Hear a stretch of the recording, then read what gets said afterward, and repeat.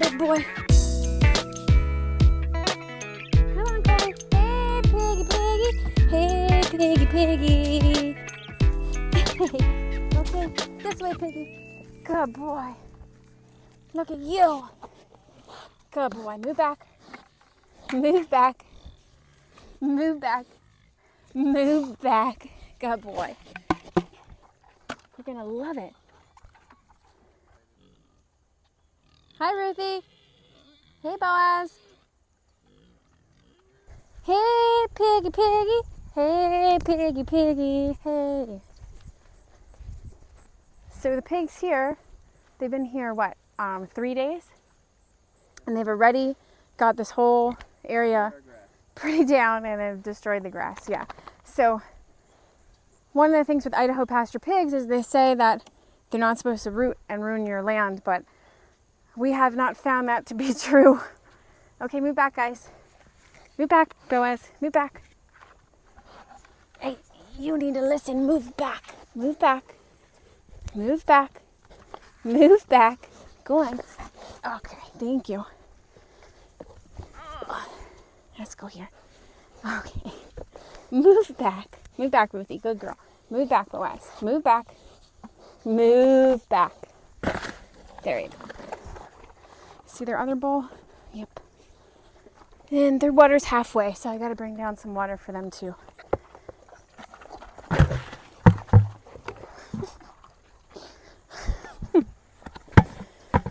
We have so many rocks that they uncover. It's amazing. So there are places where they don't root down, and the only thing I could think of is that they are finding grubs in our land, and it used to be an old cow pasture, so I'm assuming there's lots of grubs. But otherwise, they're getting the proper minerals, sometimes a little more minerals. We tend to feed more minerals because if it goes into the ground, you're benefiting your soil. And two, if the pigs eat all the minerals, I don't think you can give your animals enough minerals. They just get healthier and healthier with the more minerals you give them. So we never shy off of giving them minerals. You're doing a good job on this. Yeah, they are. As you can see, it was as tall as this plant right here, and they have knocked most of it down. So pigs can go in high areas and find their grubs and find the plants they like to eat. And so Ruthie and Boaz are in here too because we're trying to extend our pasture back out. So when we first moved here, if you look up the hill here, you only see this stuff that's in between the white posts. These white posts were already here. And we had all this growth. The last owners knocked down some trees.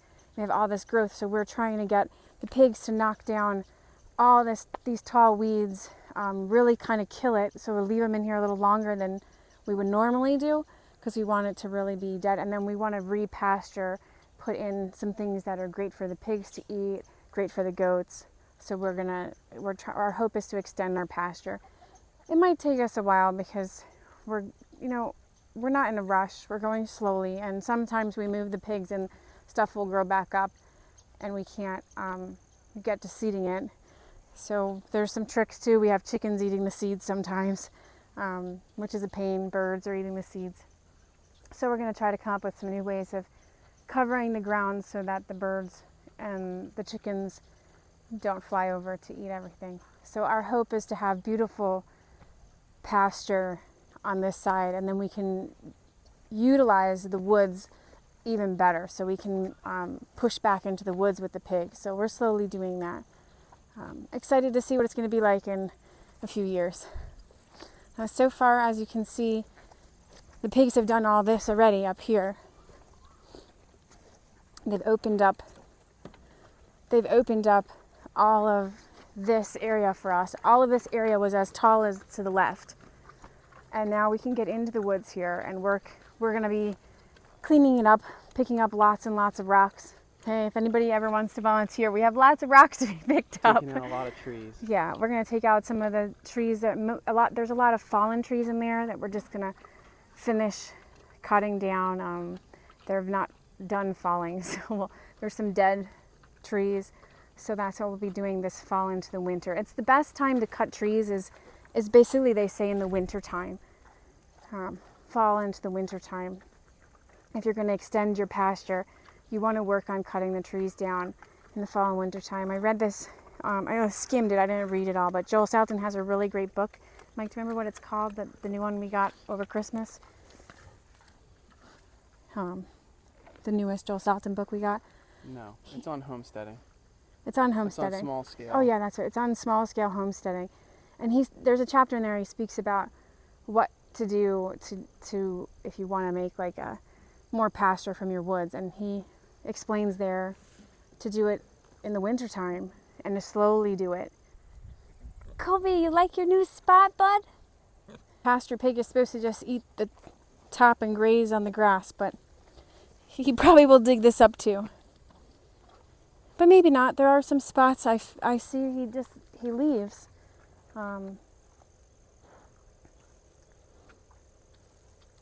So we gave him the old goat fence because he's a really good pig. He doesn't test the fence and come out really ever. It's really shocking if he gets out.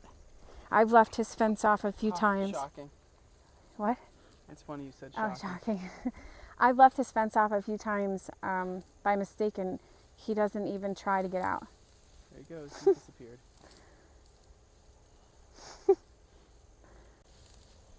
I love watching the pig in his new surroundings. Hey, chicken, get out of his food. He smells something in there.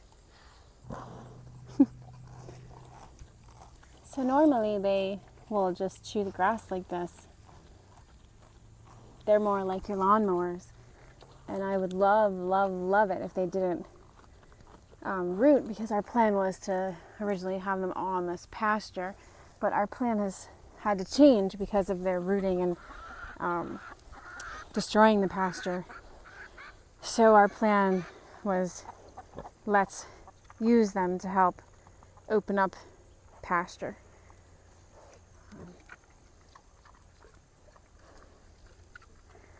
So it's really beautiful to have pigs and chickens working together. The pigs, they poop.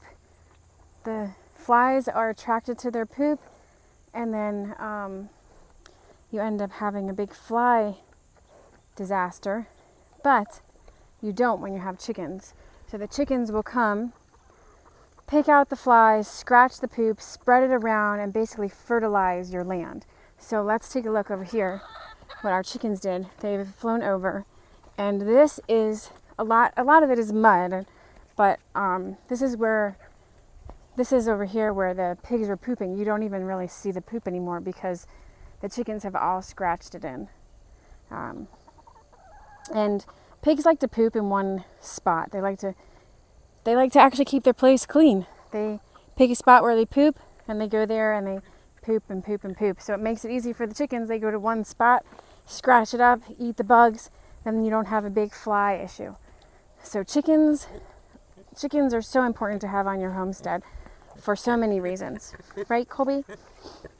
Yep, they help keep everything clean. They're your biggest workers on your homestead. So you always want to start with chickens. Get used to chickens, and then you can have them in different areas. Like we have compost chickens. We have some that just fly over, and we're not cutting their wings. We're letting them fly over to get into the pig area. And we just have chickens just roaming in the grass up there. We have chickens helping to start gardens. So there's so many things you can do. And if you really, really are looking to really homestead, having a pig is a great thing if you want to start a garden as well. If you don't, like, let's say you buy a plot of land and you don't have any gardens, you can map out a garden with your Premier One fence, put a pig in there for the winter, and by the springtime you move them out. Early spring you put the chickens in to scratch through, and then by the time you're ready to plant, for us we have a late season, so it works out really great for us because we're not planting real early. We're planting actually after Memorial Day. So by the time that comes, the pig poop, the chicken poop, all that is fine to plant right into. It's composted plenty of days. And by the time you're ready to eat your food that comes from that, it's way past the time. So gardening with pigs and chickens is really wonderful. Our first garden up in the top over there, we opened up with the pigs, and last year we just grew a ton of butternut squash. After the pigs were there, we threw in butternut squash, and we still have butternut squash. So it was fantastic. This year, that garden, we didn't really attend to or put a pig in there or do much, so we didn't get much out of that garden. But we focused on our main gardens, and we extended our main gardens with our chickens. And I'll show you that. I can show you that too.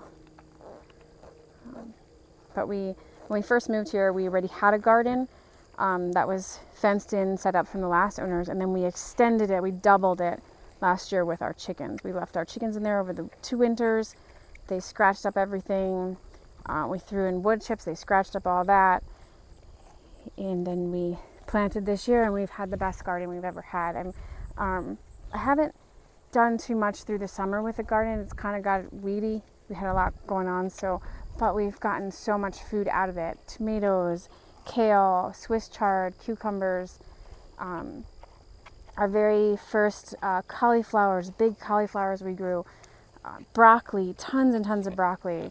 And the broccoli, I think, really grew well because of our goats. We use the goat hay from the winter and we throw it in there, and then we plant. And broccoli takes forever to grow, so by the time that composts in, you're fine too with your goat poop and your hay to eat your broccoli. I know, Colby. You see the other piggies now. Good boy. So he doesn't seem to be rooting right now here. Possibly there's not a lot of grubs he's smelling, or he's just enjoying the grass, and then he'll dig. But these guys over here, they just tore it up right away. They didn't even just eat grass. They just totally tore it up. So they must have found some nice yummy stuff under the ground. So the issue with Idaho Pasture Pigs is, you can't take the pig out of a pig. Period. That's my opinion, and I see it to be true because we put these pigs in here and look at what they did to the ground compared to here. So I think when you have stuff in your ground, they're going to root like pigs. And over here, Colby right now has just moved here, and looks like he's doing what an Idaho Pasture Pig should be doing, and just grazing. So he's grazing and eating the grass right now. But I bet you I'll come down here tomorrow and he's probably rooted it up. But we'll see. Maybe not. Maybe this part of the grass doesn't have stuff he wants under it. But he's happy piggy.